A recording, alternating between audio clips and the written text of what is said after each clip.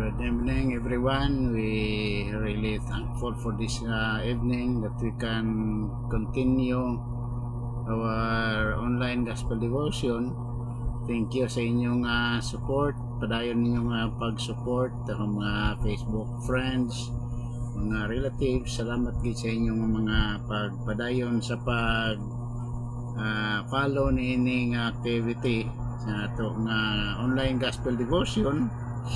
So, salamat sa Ginoo nga nag-close karong adlaw, safe and sound, and we have still opportunity nga makatuon sa balaan nga pulong sa Ginoo. For this evening, ato basis is diya sa Romans chapter 12 verse 2. Ako basahon din ayaw kamo pa hiuyon sa pamatasan ni ining kalibutana, ipabago hinoon sa Dios ang inyong kaugalingon, pinagi sa pagbago sa inyong panghunahuna, aron masayran ninyo ang kabubuton sa Dios, unsay maayo, hingpit og makapahimuot kaniya. Ma-pray ta usa. Dalay kong ka langit non og may gugmao nga Dios sa among kinabuhi karong gabi. Salamat sa mga opportunity sa pag-alagad nga ginahatag nimo diya kanamo, and at the same time for this evening makatuon na pud kami Ginoo sa iyong balang pulong. Giangkon namo Ginoo nga sa kini siya Ginoo ka pribilehiyo nga gihatag nimo diya kanamo aron nga masinati pag ginamo Ginoo ang pagka mahigugmaon nimo diya kanamo. Niuban ni kami mga viewers Ginoo, tagis sila Ginoo interest sa pagpaminaw, kung tagis sila Ginoo sang pagsabot ni ini aron Ginoong magamit pod nila sa ilang pagpadayon sa pagkinabuhi diya kanimo. Nanigitugyan namo kag ginasali yung tanan diya sa ngalan ni Kristo Jesus nga manluluwas. Amen. Okay, usab maayong gabi So mao ni ang atong basis karon nga gabi So topic nato is resist worldly influences. Muna atong topic resist worldly influences. Sa kalibutan daghan nga mga practice nga sometimes at being a Christians sunod-sunod nato, gina-adapt na nato. But for this evening, usan ni siya ka mga pagpainumdom na pud nato sa Ginoo diya kanato nga we must resist or ato pakigbatukan kanang mga influences nga mga practices sa kalibutan, sistema sa kalibutan nga dili makapahimaya sa Ginoo. Not necessarily nga tanan nga sistema dinhi sa kalibutan is dautan, kundi katong mga ginabuhat dinhi sa kalibutan nga dili makapahimaya sa Dios. Mao nang ingon ni San Pablo diya sa Roma kapitulo 12 versikulo 2 nga ayaw kamo, gigamit niya diya, ayaw kamo pagpahiuyon sa pamatasan ni ining kalibutana. Sometimes sa eskwelahan natay ginaana ang mga teachers na ay mga ginabutang diya nga magic word sa bungbong sa ila eskwelahan ila rom. Magic word, thank you, welcome, di ba? Mao na ang mga magic word nga unta i-adapt na to hangtod sa balay. But sad to say dili na gina-practice karon kaayo. Inoon na apagin may nagabuhat ni ana magpasalamat, mga pangayo mayong gabi, good morning, good afternoon, pero mostly sa mga tao malimot na ni ana. That is why si San Pablo nagtudlo diya kanato kay ang iya gisulatan kani katong mga tao nga nagtuo ug nagdawat diya kaniya nga iyang manluluwas. Sa ato pa mga tao nga mga kaanakan niya, that is why gusto niya nga lahi ang pagkinabuhi gyud sang usa ka Kristohanon. So resist worldly influences. So pipila karon ato nga tun-an dinhi, at least natay makuha nga mga lesson. Ang gamay nga explanation niya, ang iyang mga explanation details na dinhi ato kinitun-an. Number 1 is this: do not conform to the pattern of this world. Pattern na sometimes ato na ginasunod-sunod nato na, but dili gusto or ginatudluan ta sa Ginoo ni sa pinaagi kay San Pablo nga kanang mga ginabuhat sa kalibutan nga dili makapahimaya sa Ginoo, dili siya angayan nato nga sundon. Tari ang kanya. This phrase emphasizes that Christians should not be shaped by the values, behaviors, and attitude of the world around them. So, ang word nga gigamit diya is this. Word refers to the system of values and beliefs that are opposed to God's will. Kana kunong mga pagtuo na to, mga practices din sa kalibutan nga opposed diya sa kabubuton sa Ginoo, dili tukma sa kabubuton sa Dios. So ang Kristohanon ingon niya kinanglan ato na nga i-resist. Resist in the sense nga dili ta magsunod diya kanila. That is, do not conform to the pattern of this world. And another one, this is the solution, but be transformed by the renewing of your mind. So instead nga mag-conform, ingon niya, be transformed. Kinanglan mag-transform ka sa imo nga kaugalingon. Thank you Ma'am Ramos sa imo nga pag-uban karong gabi. So pagpahinumdum ni kanato, gihatagan ta sa solusyon kung paano nato ma-resist ang mga pamatasan din sa kalibutan. Transformed by the renewing of your mind. Instead of conforming to the world, Christians are called to be transformed through the renewing of their minds. This renewal involves active seeking God's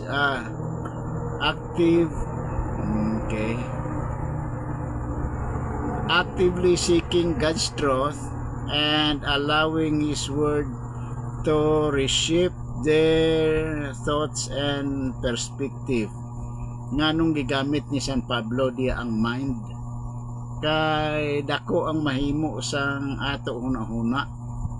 Kay kung unsa ang ato, kung ano ang atong ginahuna-huna, mauna siyang magmanipulate sa ato lawas na buhaton nato ang atong ginahuna-huna.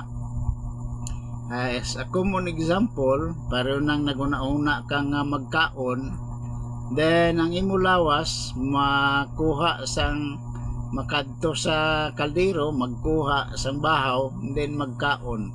Kaya amo na ang huna-huna nga ara sa imong mind, sa imong huna-huna. That is why ang Biblia, ang Ginoo nagsulti dinhi nga kinanglan we must change our mind, renewing of your mind, aron nga dili ka sunod-sunod sa mga batasan sa kalibutan nga hindi makapahimaya sa Dios. So ari pagidingon niya din allowing His Word to reshape their thoughts and perspective. Unsa man ang Word of God, ang tulong sa Ginoo. That is why as far as the Word of God is concerned, kinanglanong gid nato nga pag-meditate sa balaan ng pulong sa Ginoo. And then renewing of your mind. And then ari pagad, that by testing you may discern what is the will of God, what is good and acceptable and perfect will of God. So ari ang iyang explanation, no? Excuse. The ultimate goal of this transformation is to discern God's will. Nganong kinahanglan gyud nga i-transform nato nga usbon nato ang aton nga una-una, nganong kinahanglan nga liwaton naton ang aton nga una-una, kay ang focus naton nga mahibal-an nato ang kabubuton sa Dios. Kay hindi ta kabalo sang kabubuton gid sang Dios kung hindi mag-change ang aton nga una-una, kung layo ka wala ka panguna-una diya sa Ginoo. That is why ingon niya, transformation is to discern God's will, which is described as good, acceptable and perfect. So mao di ni ang kuno, ang result kung na-change ang imong ang imong huna-huna, ang imong mind, makita nimo kung unsa, kung ano ang kabubuton sa Ginoo, ang perfect will sa Ginoo da sa imo, sa atong kinabuhi. That is why i-renew bago usbon nato ang aton nga mga panguna-una. Christian can be better understand God's plan for their lives, and ingon niya na diya, and lives in accordance with His will. So kung na-transform mo una-una, ingon niya, mabalaan nimo kung ano gid ang kabubuton sa Dios.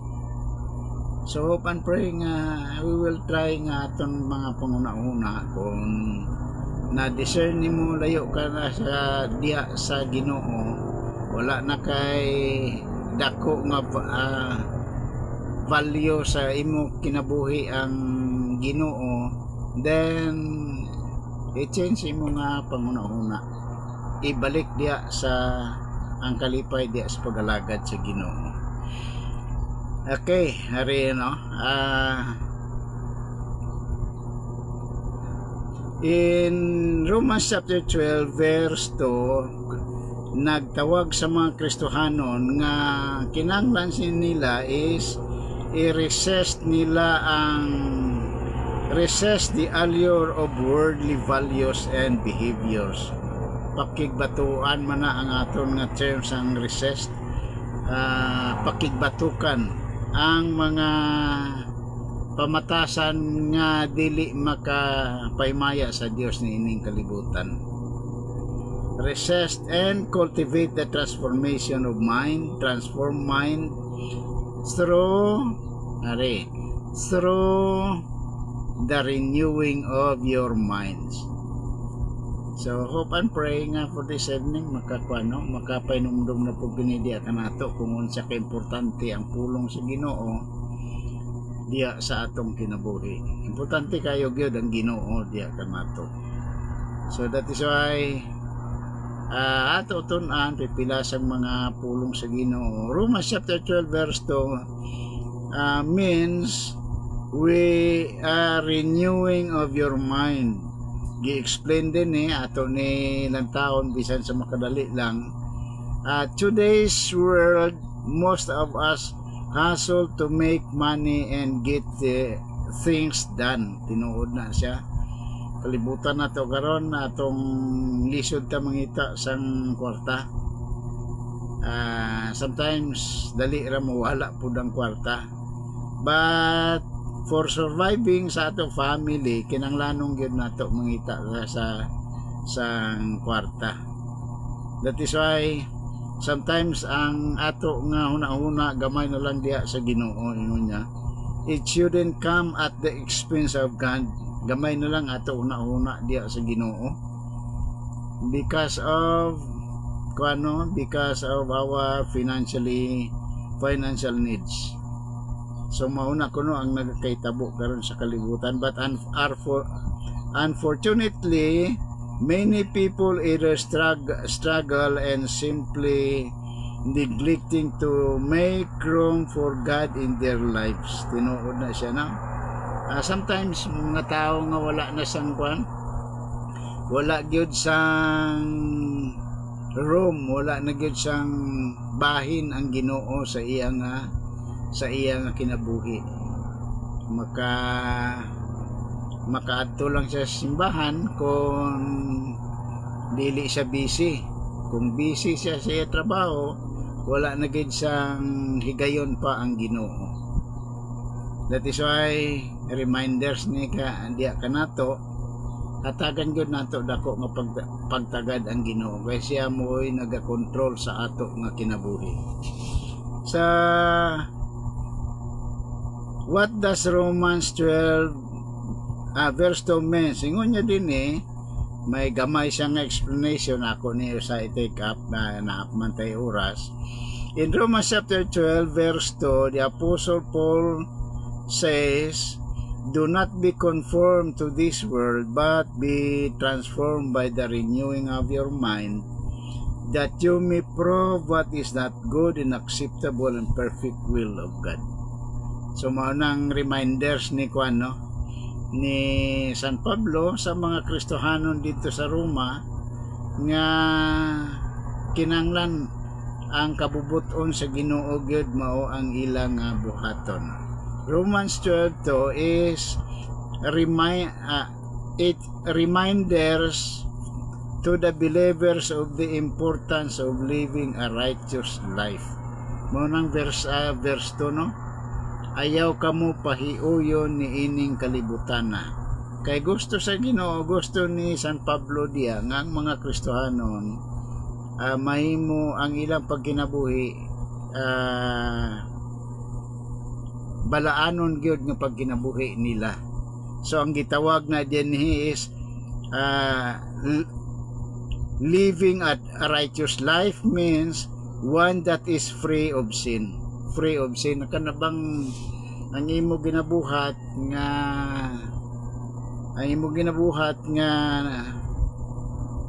wala gi ka nagabuhat ay minsang sala sang dautan. So that is living a righteous life, free from sin. According to Paul, it is only through this practice that Christian can live by God's designs. So sa nga practice ang buot niya ipasabot kanang pagkinabuhi nga matarong, mao nang maayo gyud nga pagkinabuhi. Good evening dia Pastor Toledo, salamat sa imong pag-uban. So mao ni no, ang word din nga gigamit nga usa is this. The word conform is used in this verse, indicating that Paul believes many Christians are turning away from God and are instead shaped by the force of dinhi sa kalibutan. Daghang kuno mga mga Kristohanon nga nagpalayo na diya sa Ginoo. What I mean ang ilang kinabuhi dili na sila nagkinabuhi sa matarong nga pagkinabuhi at ubangan sa Ginoo. Matarong in the sense nga may mga dautan nga mga practice nga ila ginabuhat. Sa mao nang ingon ni San Pablo, Christians turning away from God and are instead shaped by the forces dinhi, mga practices dinhi sa kalibutan.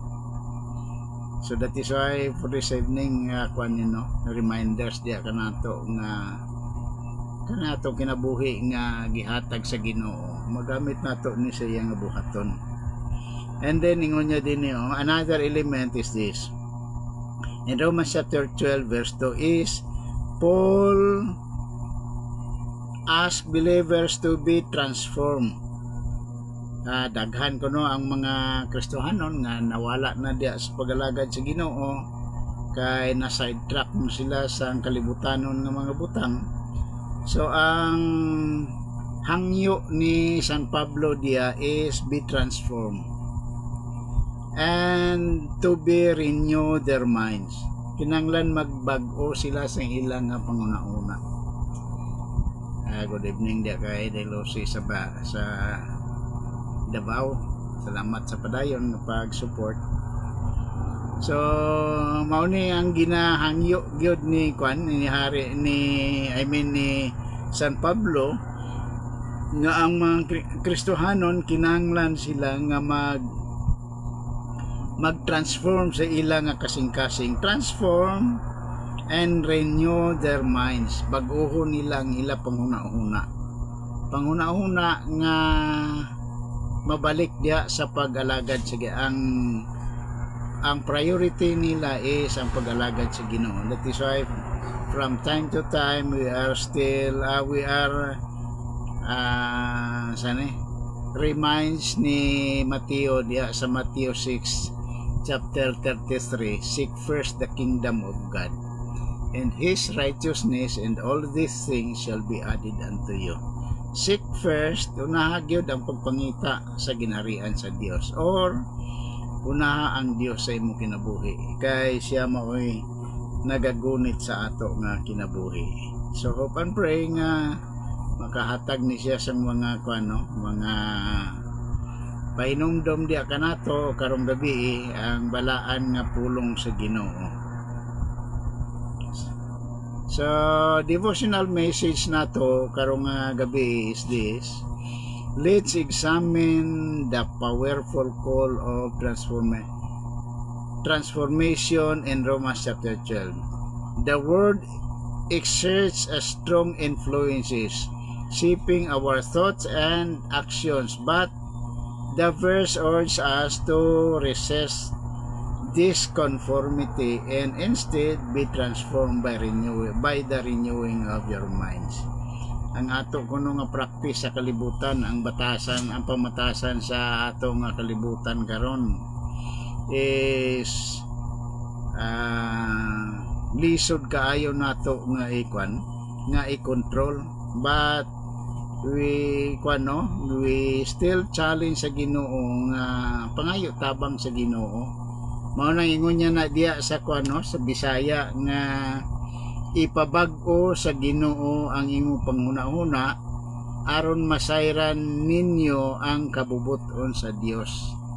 Dili nato na kaya ang pag-usob sa aton nga huna-huna without the power of God. So mangayo kita tabang sa Ginoo, nga buligan niya ta nga ma-renew, mausob ang ato nga mga panghuna-huna aron makaresesta sa mga challenge sa ato dinhi sa kalibutan. So resist conformity. The world often pressures us to follow its norm and values, but true discipleship requires us to resist these pressures and instead follow God's path. Mao na ang atong ang normal karon sa kalibutan, magbuhat ka sa sala, atubangan sa Ginoo, normal na karon sa ato nga kalibutan. Ang value nato nag-ubos ang atong value, wala na ang tao pagtagadya sa Ginoo. Sa ang Kristohanon iya gina-reminds nga kinahanglan ato na i-resist nga mga panghuna-una. Instead, ang gusto ni San Pablo sa Ginoo nga ang Ginoo mao ang atong unahon diya sa ato nga pagkinabuhi. Renew your mind. Resist conformity, renew your mind. Transformation begins with a renewed mind. Gusto ka nga naikausaban, ingon niya, mustart gig ka sa pag-usob sa imong nga huna-una. Kaya as I said nga, kung unsa ang naa sa imong huna-una, ang imong gihuna-una, mauna siyang i-action sa imong lawas. Ingon ako ganiya, kung naguna-una kakaon, then ang imong tiil mo adtong kaldero, imong kamot mo ukab sa kaldero, mukuha og bahaw, ba nimo mukaon. Kay maunang sa imong una-una. That's why kung gusto ka kausaban sa imong kinabuhi, unaha ang imong una-una i-change na siya. Good evening dia sa kay kuno. Ang nining sa Alabi sa dakong pugon. So mao ni ang ang solusyon ra gid aron nga naa kay transformation, naa kay kausaban, usba una ang imong una-una. Ipabag-o sa Dios ang word nga gigamit niya na sa Bisaya is ipabag-o sa Dios ang inyong panguna-una, and then ang iya nga ang mahitabo kana kung mabag-o ang imong una-una is masayran nimo kung unsa ang maayo, makapahimuot sa Dios, hingpit og makapahimuot sa Dios kung nabag-o ang imo panguna-una. So ang solusyon usba ang imong una-una, which is achieved through studying God's word, prayer and seeking His guidance. Mahimo na nato pinaagi sa ingon niya sa pulong sa Ginoo. Mao nang ingon ako nga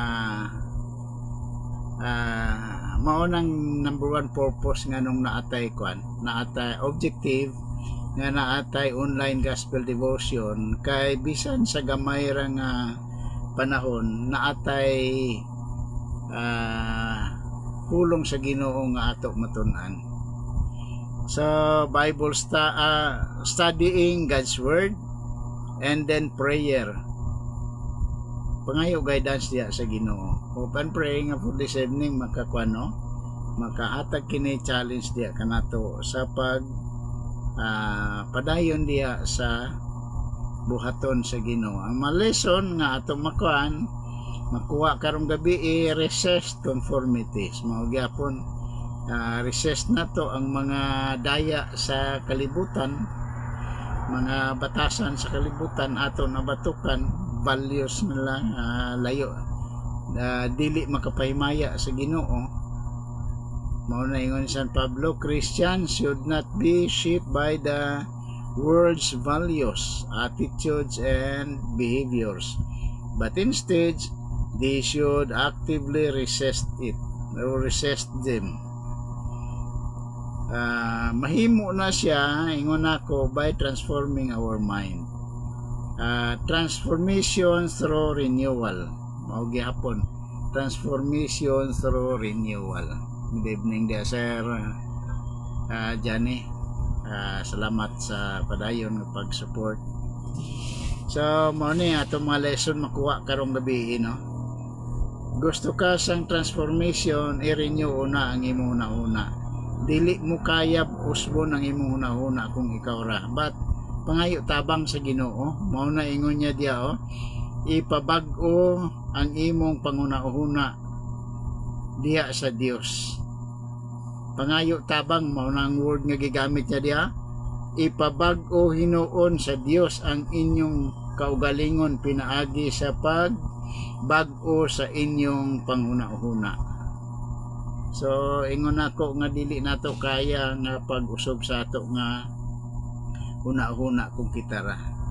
Pangayo tabang sa Ginoo, kay ang Ginoo ra gyud makausog sa ato nga una-una, and then masayra nato kung unsa gyud ang kabubuton sa Dios sa renewing the mind. So mao ning mga kuan nato, no, mga lesson nga makuha nato karong gabi. This renewal involves actively engaging the Word of God.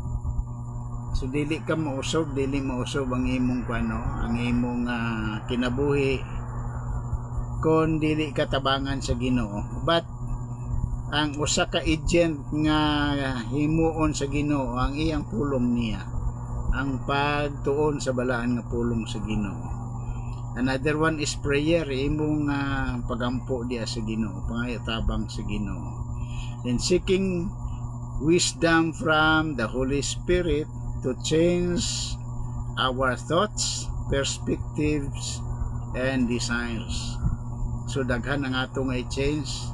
Ang ato number 1 is ang ato nga una-una, and then ang atong panglantaw sa ato nga kaugmaon, panglantaw nato sa atong adlaw-adlaw nga pagkinabuhi, shape nato diya sa Ginoo, and atong desires nga atong mga handom, mga pangandoy sa atong kasing-kasing ihatag nato kana sa Ginoo.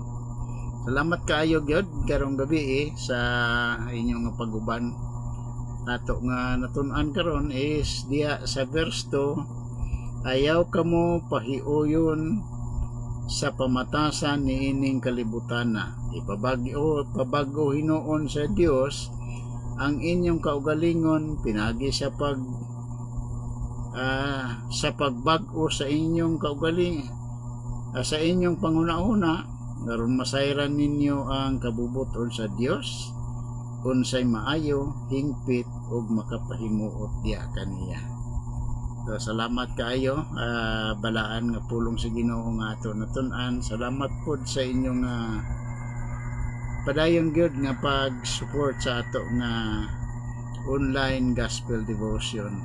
Ako ra gyud nga prayer nga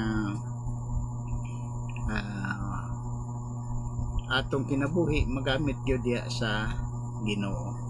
Kung naapay wala diya nakadawat sa Ginoo nga iyang manluluwas, ang pinaka-importante tugyan sa Ginoo imong kinabuhi, kay wala ta kay balo kung hangtod kanos ihatag sa Ginoo ang panahon diya kanato aron mag-enjoy ta niining kalibutan.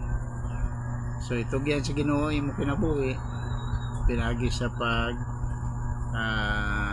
acknowledge nga siya ra gyud ang makaluwas diya kanimo. Salamat kayo kay kay Paul. Salamat sa imo padayon gyud nga pag-support sa ato nga online gospel devotion.